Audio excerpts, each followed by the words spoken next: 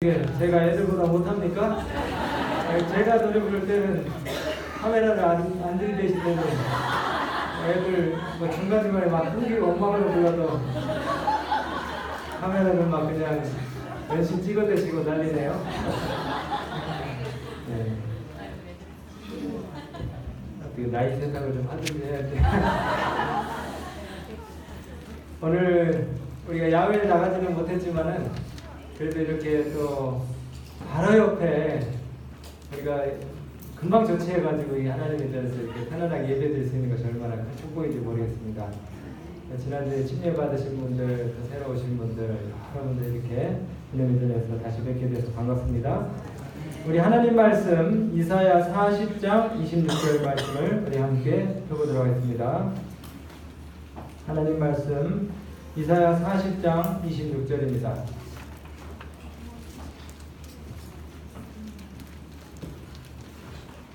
이사야 40장 26절 말씀입니다. 너희는 눈을 높이 들어 누가 이 모든 것을 창조하였나 보라. 주께서 수요대로 만상을 이끌어내시고 그들의 모든 이름들을 부르시나니 그의 권세가 크고 그의 능력이 강함으로 하나도 빠짐이 없느니라. 아멘. 여러분, 지구의 나이가 몇 살이나 됐을까요? 대개 이 진화론자들이 지구 나이를 46억 년이라고 그렇게 이야기를 합니다. 여러분들 어떻게 알고 계세요? 나이가 많을수록 좋은 것인가요? 네. 이 진화론자들이 지구의 나이를 얘기할 때에 꼭 들고 나오는 것이 있는데 그게 뭐냐면은 지질주상도라고 하는 겁니다. 지질주상도. 이게 진화론자들이 이렇게 설명을 할 때, 지구의 나이를 설명을 할 때 사용하는 그 지질주상도라는 건데 좀 생소하시죠? 이게 뭐냐면은 장관 세월 동안 흙이 쌓여가지고 이 퇴적암층을 이루게 되는 이 단층면, 그러니까 큰 바위를 갖다가 이렇게 단면을 잘라가지고 거기 그 이렇게 색깔 모양 그 다음에 또 뭡니까 이 재질별로 층이 이제 나타납니다. 그 층에다가 이 연대를 갖다가 매겨요. 요 층은 뭐 몇백만 년 전, 요 층은 몇십만 년 전, 요 층은 몇천만 년 전, 이런 식으로 층을 이렇게 쭉 나누는데 그 기준이 뭐냐면은 이 지층 속에 있는 화석입니다. 화석. 그래서 세계 여러 곳에 있는 그런 그 지층의 단면들을 갖다가 끌어모아가지고 그냥 자기들 나름대로 추정하고 그 다음에 뭡니까 유추해서 거기에다 기간을 매기고 그 다음에 연대를 매기고 거기에 또 이름을 붙이고 이렇게 해서 만든 것이 바로 이 지질주상도라고 하는 거예요. 시기별로 분류를 해서 가상 연도를 갖다가 거기다 추정한 대로 그렇게 이제 기록하는 건데 제가 지금 설명드린 말 가운데 가상이라고 하는 단어하고 추정이라고 하는 이런 표현들 있잖아요. 다시 말씀드리면은 이 지알라지 칼럼이라고 하는 지질 주상도는 뭐 하나 확실한 게 없습니다. 다 가상이고 추정이에요. 세계 여기저기 땅속에 흩어져 있는 그 암석의 지층들을 모두 모아가지고 형성된 순서대로 자기들끼리 임의로 정해서 도표화를 시킨 것입니다. 여러분 혹시 지구과학 시간에 혹은 학교 다닐 때 뭐 선캄브리아대, 중생대, 고생대, 신생대 이런 얘기 들어보셨죠? 네. 또 뭐 주라기 시대, 또 백악기 시대 뭐 이런 얘기도 들어보셨을 겁니다. 이게 다 뭐냐면은 이 지질 주상도에 나타나는 그 지층의 모양과 색깔에 따라서 구분된 12계열로 나누어진 기간들이에요. 그래서 고생대는 7개의 지층으로 이렇게 구분을 해놨고 중생대는 3개의 지층, 그 다음에 신생대는 2개의 지층으로 나눠놨습니다.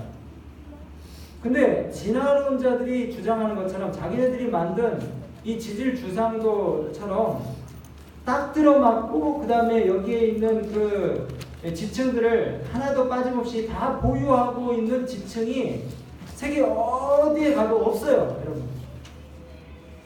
똑같은 게 없어요. 심지어는 그랜드 캐년에 가도 그 지층이 많다고 하는 그랜드 캐년에 가도 빠진 지층들이 너무나 많아요. 그래서 사람들은 이 지질 주상도를 진화론자들의 주장에 의해서 믿고 또 그것들이 확실한 어떤 그 근거가 있는 것처럼 그렇게 받아들인다는 것입니다.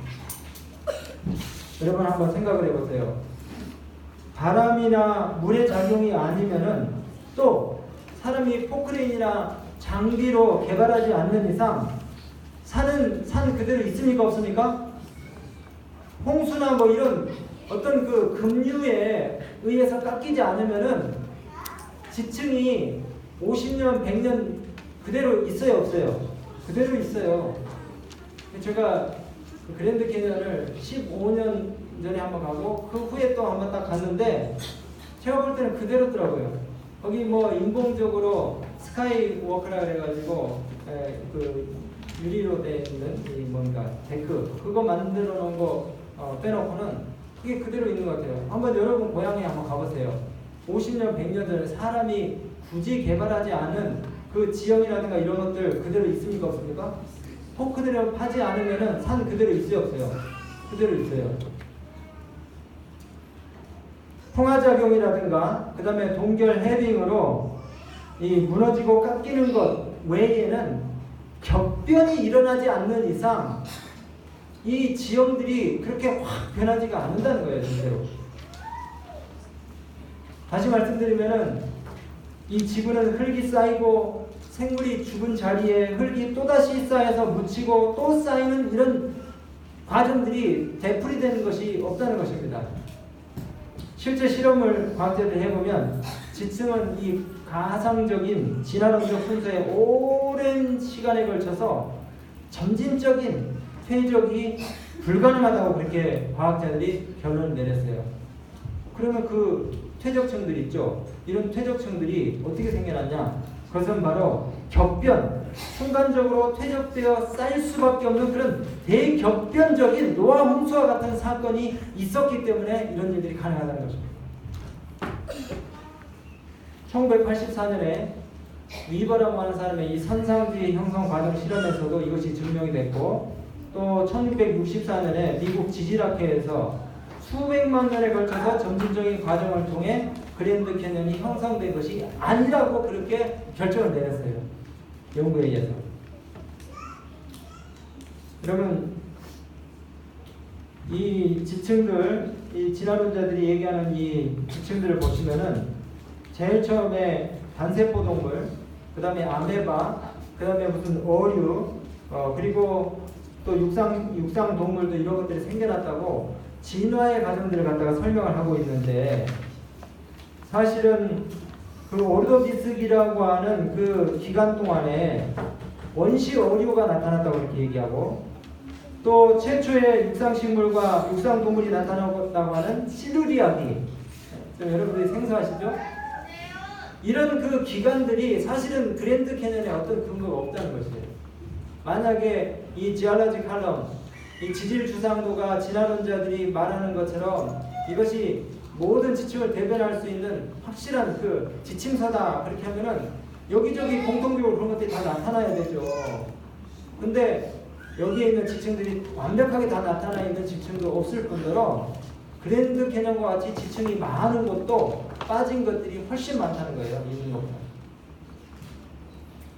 그렇기 때문에 이 진화론자들이 이 자신들의 기본 교리처럼 혹은 핵심 교과서처럼 그렇게 중요하게 생각하는 이 지질 주상들은 너무나 진짜 이 엉터리 허구라는 사실을 우리가 알 수가 있는 것입니다. 오히려 이 지질 주상도에 나타난 그 불규칙성, 그 다음에 다양성 이런 것들이 성경에서 말씀하고 있는 노아 홍수의 증거를 갖다가 더 뒷받침해 주고 있는 것입니다. 여러분, 우리 믿음의 근거가 되는 이 하나님 말씀 성경이 지구의 과거 역사를 다 말해주는데 사해사본을 포함한 여러 고고학적인 그 발견들이 오늘날 우리가 보고 있는 이 성경이 2000년 전, 3000년 전에 그 쓰여진 성경의 사본과 내용이 똑같다는 그런 사실들을 통해서 이 성경 속에 있는 이야기들을 우리가 신뢰할 수 있도록 그렇게 믿음을 주는 것이에요. 특별히 창조론에 관한 강력한 그 근거를 제공하고 있는 이 성경절들, 특별히 이 노아 홍수가 국제적인 사건이 아니라 전 세계적인 사건이었다는 그런 사실들을 성경이 이야기하는 것처럼 그렇게 우리 주변에 있는 그 지질학들이 그 근거들을 갖다가 밝혀주고 있습니다. 여러분, 제가 오늘 좀 재밌는 이야기를 하나 들려드릴게요.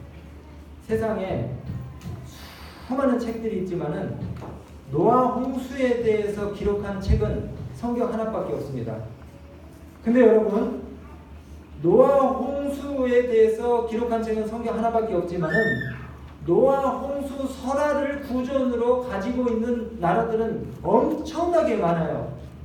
심지어는 여러분, 우리나라 국립민속박물관과 한국민속대백과 사전의 자료를 보시면은 태초에 있었던 그 큰 홍수의 유래와 결과, 그리고 거기에 나타난 여러 가지 이야기들이 신화와 전설에 있는 것을 여러분들이 확인할 수 있어요. 우리나라에.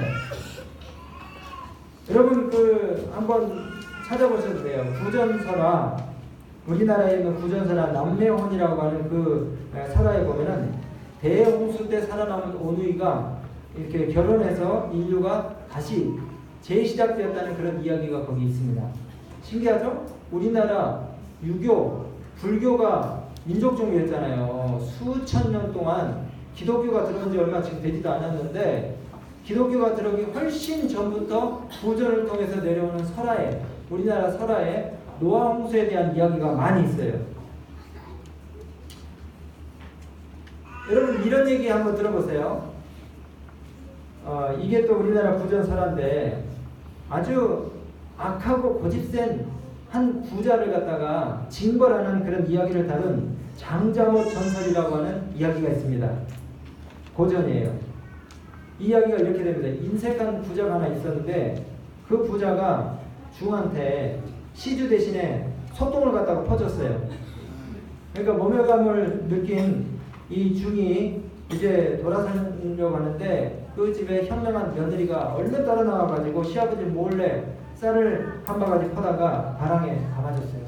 그랬더니 중이 은혜를 베푼다고, 지금 당신 살고 싶으면 나를 당장 따라오라고, 절대로 따라오되 뒤를 돌아보지 말라고. 그런데 그 중 바지가랑이를 잡고 도망을 가다가 산을 오르는데 번개가 우르르 쾅쾅 쳤어요. 놀래라 뒤를 딱 돌아보다가 바위가 됐답니다. 바위. 무슨 얘기입니까? 네, 서동과 고문의 론 이야기잖아요. 이게 우리나라 구전설에 있다니까요. 좀 신기하더라고요. 여러분, 또 하나 고리봉전설이라고 하는 이야기가 있어요. 홍수 때에 배를 맨 그런 그 산봉우리와 관련된 전설인데, 우리나라 산이 많습니까? 산 엄청 많잖아요. 거의 뭐 70-80% 산인데 이 전국에 800개 이상의 고리봉전설과 같은 노아 홍수 설화가 있대요. 우리나라에. 근데 그 중에서 이제 가장 유명한 설화가 하나 있는데, 대홍수, 옛날에 대홍수가 일어났다는 거예요. 그리고 이 세상이 거의 다 잠겨가지고 모든 생명체가 다 죽고 사람도 다 죽었답니다. 겨우 몇 사람만이 배를 마련하여 그 배를 타고 물 위에서 떠돌아다니다가 물 위에 조금 솟은 고리봉에 배를 내어달아가지고 살아났다는 그런 고리봉전설 이야기가 있어요. 여러분, 하나님 믿으신 게 복이지 아세요? 아시겠죠?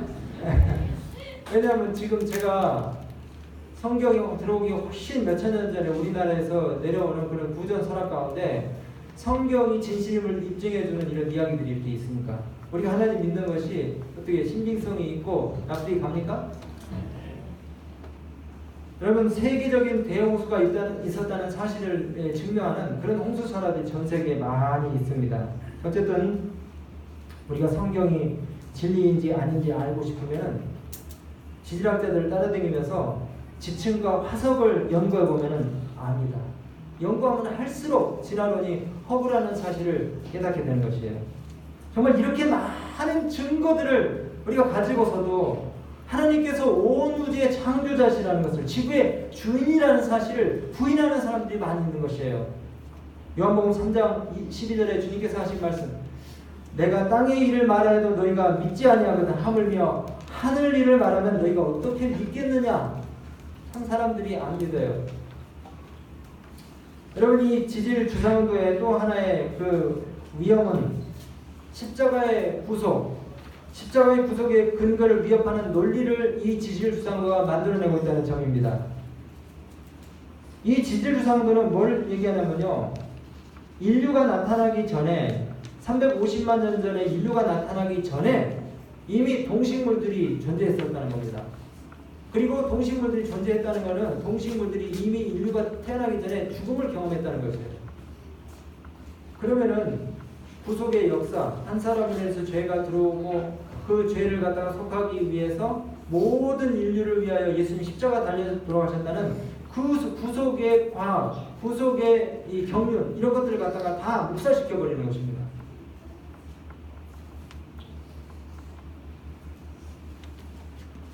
반복하면은 인간의 출현은 절대로 단세포에서 다세포, 그 다음에 다세포에서 그러니까 구조가 좀 더 복잡한 하등에서 상등동물, 그 다음에 유인원 발달 단계를 거쳐가지고 사람이 이렇게 생겨났다는 것이 진화론자들의 주장인데, 이 진화론자들은 이렇게 얘기해요. 선캄브리아 시대에, 그러니까 지금부터 뭐 46억 년 전부터 38억 년 전에는 단세포 동물이 존재했었고, 그 다음에 25억 년 전에는 해조류가 존재했었고, 무척추 동물, 박테리아, 진균류, 그 다음에 5억 년 전에는 삼엽충이 존재했었고, 그 다음에 또 시간이 지나서 호모 에렉투스, 사피엔스, 크로마뇽인 이런 뭡니까 유인원들이 있다가 이제 오늘 같은 사람들이 이렇게 생겨났다는 것입니다. 여러분들 조상이 원숭이라는 박수치고 좋아하시겠습니까?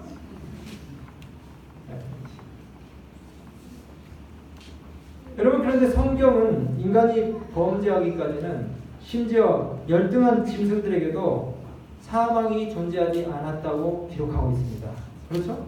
완전하신 하나님께서 세상을 완벽하게 창조하셨기 때문에. 근데 고린도전서 15장 21절에 사망이 한 사람으로 인해서 이 땅에 왔다 그랬어요. 우리 조상 아담을 통해서. 한 사람에 의해서 죄가 세상에 들어오고, 죄에 의해서 뭐가 왔다고요? 사망이 왔다고 그렇게 성경은 로마서 5장 12절에 말씀하고 있습니다. 로마서 6장 23절에 죄의 삭은 뭐라고 했습니까? 사망이요 그랬어요. 그런데 지질학자들은 인간이 창조되기 이전에 수많은 짐승들이 이미 나고 죽었다고 이렇게 이야기하고 있는 것이에요. 성경의 내용과 너무나 배치되는 주장이 아닐 수가 없는 것입니다. 죽음이 왜 왔다고요? 한 사람으로 말미암아서.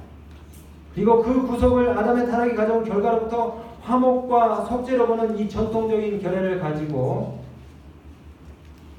예수 그리스도께서 죽으심으로 모든 사람의 구원을 갖다가 이루셨다고 하는 그 구속의 과학이 완성이 되는 것입니다.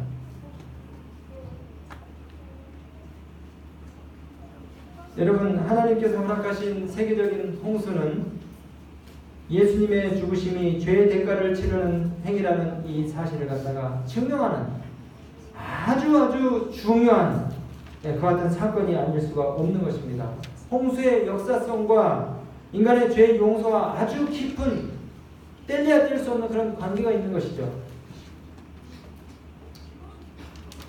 또 한 가지 여러분, 이 지질 주상도는 이 생명체들의 출현을 아주 작고 하등해 보이는 그 생물의 진화를 통해 이루어졌다고 주장하는 이런 그 내용들을 담고 있는데, 여러분, 성경은 모든 생명체들이 종을 뛰어넘지 않고 고유하게 존재하게 되었다는 사실을 창세기에 말씀하고 있습니다. 창세기 1장을 여러분 보시면은 하나님이 종류대로 만드셔서 이렇게 계속 기록하고 있어요. 종을 뛰어넘는 진화의 과정이 있었다 그러면은 이런 말씀을 하지 말았어야죠. 네. 곤충이나 기생충, 벌레 같은 동물들 우리가 하등하게 생각하는데요. 여러분 절대로 혹시 귀찮아서 밟아 죽일지언정 하등한 존재로 취급하지 마시기 바랍니다. 아시겠죠? 제가 그 근거를 말씀드릴까요? 이 어떤 과학자가 곤충을 자세히 관찰했는데 각 곤충들마다 어떤 생물도 흉내낼 수 없는 독특한 특징들을 다 가지고 있어요. 특별히 이 곤충의 눈을 보면은 수백 수천 개의 난눈들이 합쳐져 가지고 겹눈을 형성하고 있답니다. 우리 여러 사람은요 난눈인데 곤충들은 이 난눈이 여러 개, 수백 개, 수천 개가 겹쳐져 가지고 겹눈을 이루고 있는 상상할 수 없는 그런 구조를 또 곤충이 가지고 있대요. 우리 사람이 등치가 큰 것이지 더 정교한 건 아닐 수 있습니다, 여러분. 예. 곤충 우리가 때려잡고 밟고 그다음에 못살게 굴지언정 그 곤충도 나름대로 굉장히 섬세하게 하나님께서 창조하셨다는 거예요. 그리고 이 곤충들 그다음에 다른 그 미물들, 짐승들이 독특한 삶들을 가지고 기생하고 있습니다. 과연 온 우주의 창조자이신 하나님이 만드신 작품 나와요. 그렇죠? 여러분 그 진화론자들이 삼엽충은 굉장히 그 고생대에 출현한 그런 생물이라고 안 보이시지만 이 삼엽충 완전 여기가 이제 이 사람이 이렇게 이렇게 생겨났다는데 아주 오래전에 존재했던 그런 정말 원시적인 생물이라고 그렇게 얘기하는데 최근에 되어서 과학자들이 발견했어요. 이 삼엽충도 그렇게 단순한 생물이 아니라는 사실이에요. 이 삼엽충을 과학자들이 면밀히 조사해 본 결과 놀라운 사실을 발견했습니다. 이 삼엽충의 눈이 수많은 렌즈로 이루어졌어요. 수많은 렌즈 하나하나가 정말 복합 렌즈로 그렇게 구성되어 있는데 제가 이거 뭐 전문 용어로 잡는 색수차와 구면수차를 최소한으로 줄여서 물속에서 물체를 갖다가 정확하게 식별할 수 있는 그런 아주 신비스러운 그런 눈을 가진 생물이라는 것입니다. 그러니까 이 삼엽충조차도 진화 초기의 어떤 원시적인 생명체가 절대 아니라 최첨단 광물리학으로서만이 해결될 수 있는 그런 겹눈을 가진 하이테크 장치를 가진 하나님의 멋진 피조물이라는 사실인 것입니다. 그리고 하나님께서 모든 생명체들을 정말 고유하고 가치 있는 존재로 그렇게 만드셨습니다. 진화론의 가장 심각하고 치명적인 문제점이 뭔지 아십니까? 제가 말씀을 좀 이제 정리를 하면서 여러분 진화론은요 결국 그 끝에 가면은 생명체를 고등한 존재와 하등한 존재로 분류를 시키고 적자생존이라든가 우열의 법칙에 기반해서 인종차별, 백인 우월주의, 그 다음에 경제 제국주의, 나치즘, 그 다음에 성적 문란과 도착, 공격적인 군사주의, 유아살해, 그리고 인종학살, 수많은 지구상의 죄악들을 갖다가 조장하는 그런 논리가 되어가고 있어요. 한번 생각해 보세요. 애들 사이에서 왕따라든가 그 다음에 괴롭힘, 이집에 이런 것들이 왜 생깁니까? 저놈이 나보다 못하다고 이렇게 생각을 하는 그런 것이죠. 여러분 하나님은 사랑이십니다. 하나님의 속성은 사랑이기 때문에 피조물들의 등급을 매겨서 열등한 존재들이 무시를 당하거나 지배를 받도록 그렇게 만들지 않으셨어요. 돈이 있는 사람이건 없는 사람이건 지위가 있는 사람이건 없는 사람이건 잘생겼으나 못생겼으나 늙으나 젊으나 모든 사람들이 동등하게 똑같이 고유한 가치를 가지고 대접받도록 하나님께서 그렇게 만들어주셨다는 겁니다. 근데 오늘날 학문이, 교육이, 사회 구조가 잘나 보이고 똑똑한 사람들은 좀 더 진화가 된 존중받아야 될 대상으로 취급을 하고 기능적으로 공부 좀 못하고 수행력이 떨어진 사람들을 못나고 열등한 존재를 간주해버리는 비열한 세상이 돼가고 있어요. 세상에 아파트가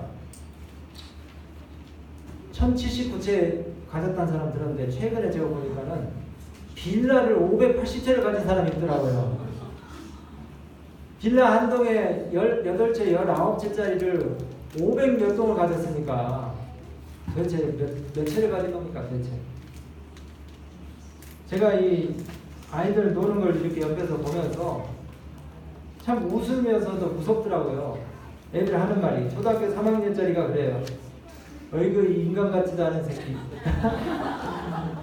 초등학교 3학년짜리 그러더라니까요. 멍청한 놈. 그러면서 옆에 있는 자기보다 더 어린애한테 저 XX 저는 두들겨 패버려. 이렇게 하면서 무시를 하더라고요. 그걸 왕따를 하고. 여러분 하나님께로 나아가는 비결은요. 그리고 첫 계단은 하나님의 사랑을 아는 것입니다. 사랑이신 하나님을 알아야만이 우리가 하나님께 나아갈 수 있게 되는 것이에요. 하나님은 이 세상에 있는 모든 피조물들을 다 사랑하십니다. 여기 이 자리에 앉아 계신 분들, 우리 학생들, 공부 잘하는 아이들, 못하는 아이들, 그 다음에 또 달리기 못하는 애들, 잘하는 애들, 그림 잘 그리고 못하고, 음악 잘하고 못하고 다 상관없어요. 하나님이 다 여러분을 사랑하십니다. 하나님은 사랑이심이라는 이 문구가 방시방시 피어나는 꽃마다 천연계의 모든 피조세계들이 이야기하고 있어요. 예쁜 새들이 지저길 때에 하나님이 사랑이시라고 그렇게 노래하고 있습니다. 왜요? 하나님께서 우리 모든 존재들이 다 행복하기를 원하시니까요. 다 행복하기를 원하시니까요. 오늘 식사하시고 한번 여기 뒷동산 우리 교회 주변을 한번 걸어보시기 바랍니다. 전 너무 행복해요. 이렇게 아름다운 곳에 하나님의 교회가 있다는 것이 정말 행복해요. 여기 체육공원으로 올라가는 길에 나무 그늘이 이렇게 우거졌는데 그 사람들 발에 밟혀가지고 짓이겨진 그 은행도 아름답더라고요. 시원하게 그늘막을 거닐어서 저 아름다운 산을 이렇게 올라갈 수 있는 하나님의 사랑이 느껴져요. 가슴으로. 여러분 이 모든 이 아름다운 사랑을 우리 집에 있는 모든 사람들이 느낄 수 있도록 그렇게 사랑을 나눠주시게 되기를 간절히 바랍니다. 그리고 여러분 주위에 있는 사람들을 존중하시고 오늘 제가 말씀 마치면서 어제 말씀드린 것처럼 사단은 계속해서 사람들의 마음 가운데 하나님을 공포의 대상으로 오해하도록 합니다. 하나님은 벌 주시는 분, 하나님은 죄를 갚으시는 분, 이렇게 계속해서 사단이 하나님을 용서하지 않는 분으로 그렇게 오해하도록 만들어요. 마치 엄격한 법관이나 검사처럼 강박하고 인색한 고리대금 업자처럼 하나님을 그렇게 인식하도록 하는 것입니다. 여러분 절대로 그렇지 않습니다. 하나님은 사랑의 하나님이셔요. 이사야 40장 26절의 말씀 오늘 제가 서두에 인용을 했지만은 이사야 40장을 제가 쭉 읽어봤어요. 근데 거기 보니까 하나님이 누구신지 어떤 분이신지를 분명히 말씀하고 있더라고요. 영원하신 분, 푸른 마르고 꽃은 시드나 세세토록 살아계신 우리 하나님은 자비하신 분이라고 그렇게 말씀하고 있더라고요. 목자같이 양떼를 품에 안으셔서 먹이시고 온순히 인도하시는 분으로 하나님을 묘사하고 있더라고요. 뿐만 아니라 온 세상을 창조하신 분, 바닷물을 헤아리시고 이 뼈으로 하늘을 재신 분, 땅에 티끌을 되어 담아보시고 명칭으로 간칭으로 산들을 달아보신 분이 우리 하나님이십니다. 그런즉 하나님과 견줄 상대가 누구겠으며 하나님과 비교할 대상이 누구겠냐 이 말이에요. 우상은 아무것도 아니라는 것입니다. 여러분 이 깊어가는 아름다운 계절의 천연계 속에서 우리를 향하신 하나님의 사랑을 여러분들이 귀 기울여 들으시고 그 넓은 사랑을 여러분들의 마음 가운데 담아서 주변 사람들에게 나눠주시는 축복의 사명자들이 다 되시게 되기를 바라면서 말씀 마치겠습니다. 아멘.